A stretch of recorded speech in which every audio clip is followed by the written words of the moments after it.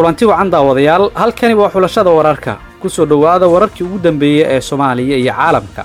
qodobada wararkeena aad kula socon doontaan waxa kamid ah dawladda federaalka ah ee Soomaaliya oo war ka soo saartay shirka madaxda maamul goboleedyada dalka iyo mucaaradka ay ku leeyihiin magaalada Nairobi ee xarunta dalka Kenya koox ka tirsan al-shabaab oo ku dhintay qarax ay aasayeen xildhibaan Rashiid oo ka tirsan baarlamaanka dalka Kenya oo u gacan qaaday xildhibaanad kale oo Soomaali ah oo xabsiga la dhigay iyadoo laga xisaabtamayo falkii uu kala kacay xildhibaanad Faadumo Geedi koonfur galbeedna waxay jawaab ka dalbatay galmudug kadib markii dad ka soo jeeda deegaanada koonfur galbeed lagu dilay meel u dhow magaalada Dhuusamareeb ee xarunta galmudug dilalka Soomaalida lagu geysto koonfur Afrikana waxaa la sheegay inay sii kordhayaan iyo sidoo kale dawladda ka tirsan Yurub oo 154 Soomaali ah ku wargelisay in lagu celinayo dalkooda qodobadaasi kuwa kale ayaan idin haynaa ee u diyaar garooba daawashada wararkaasi oo faahfaahsan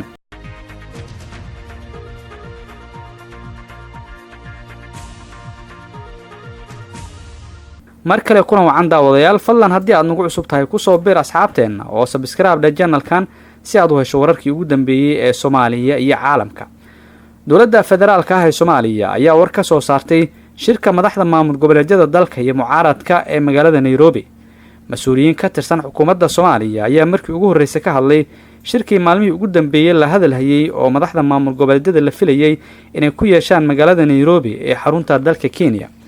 wasiirka waxbarashada Soomaaliya Cabdullaahi Goodax Barre oo arintan ka hadlay isagoo ku sugan magaalada Baardheere oo uu safar shaqo ku tagay ayaa sheegay in dawladda Soomaaliya ay dibsanayso shirarka ka socda magaalada Nairobi waxaana uu si gaar ah u sheegay inay ku shirayaan dal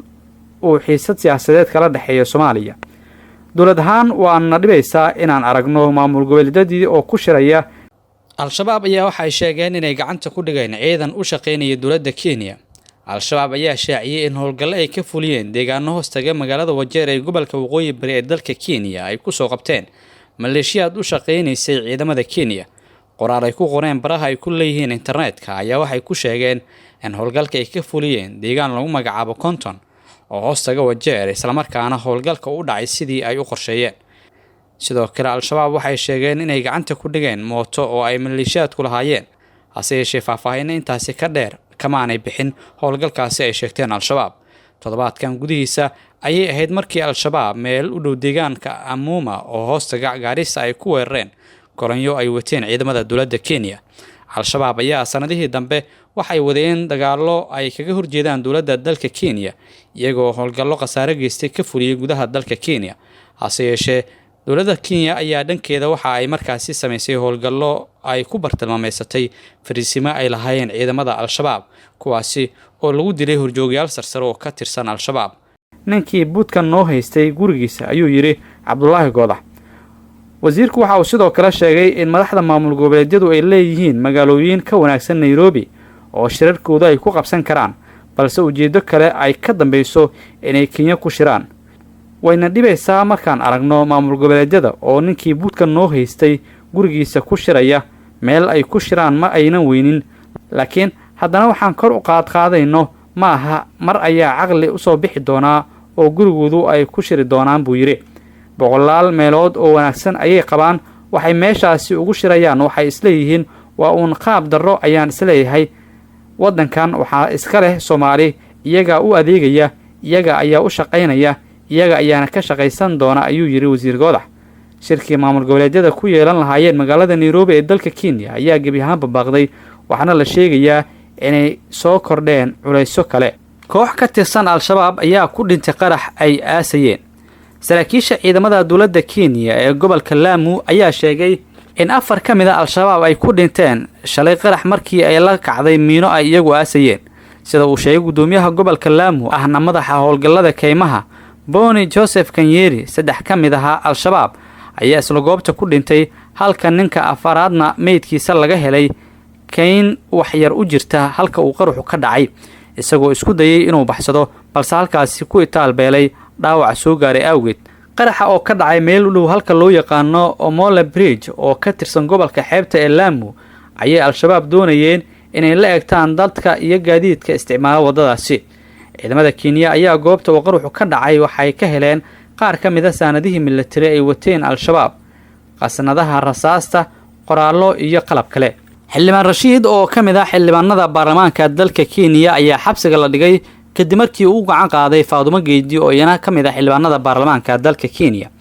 ciidamada ammaanka ee dowladda Kenya ayaa la sheegay inay xabsiga dhigeen xildhibaan Rashiid Amiin Qaasim oo laga soo doorto degmada Wajeer kadib markii loo qabsaday ee la xiriirtay inuu jir dilay xildhibaanad Faadumo Geedi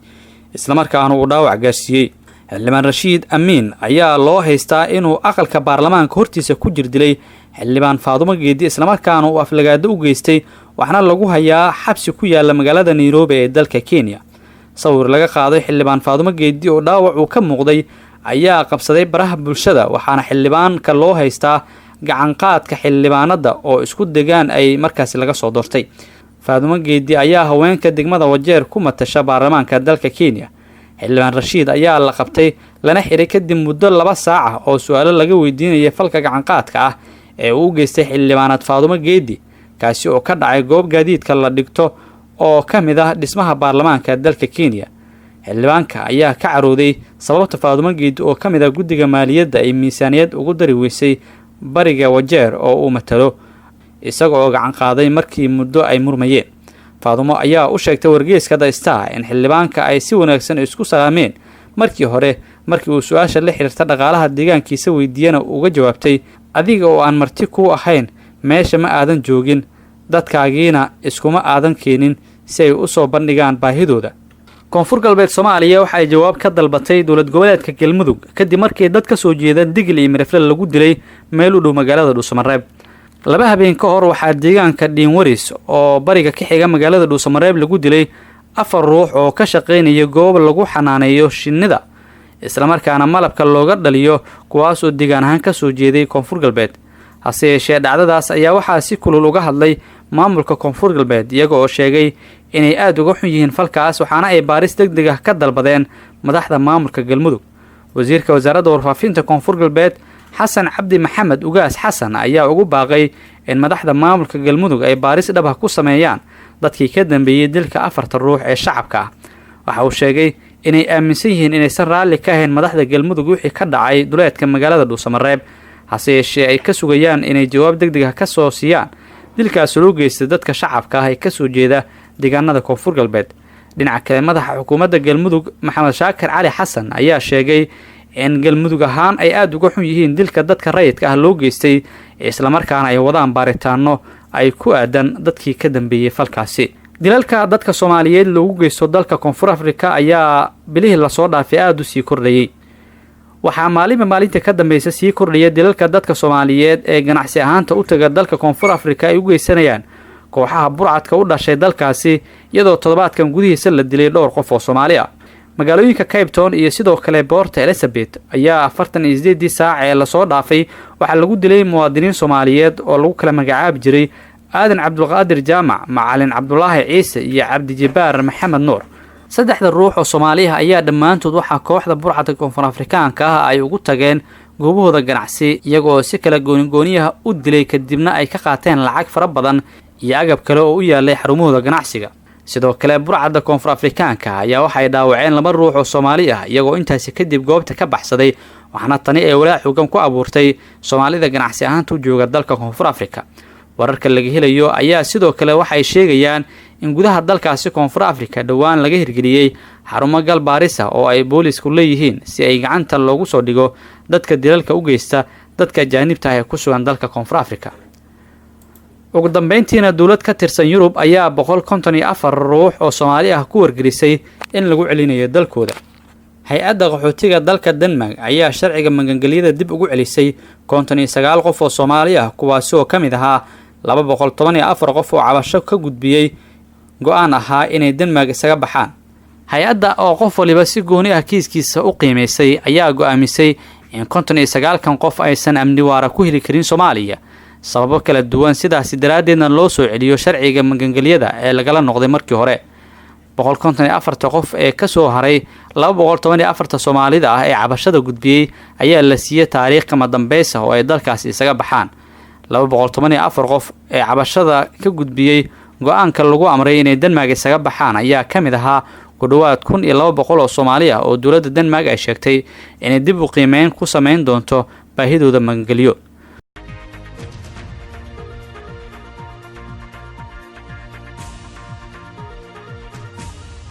guud ahaan daawadayaal saaxiibayaal intaas ayaan kusoo gabagabeynayaa wararkii ugu dambeeyay ee Soomaaliya iyo caalamka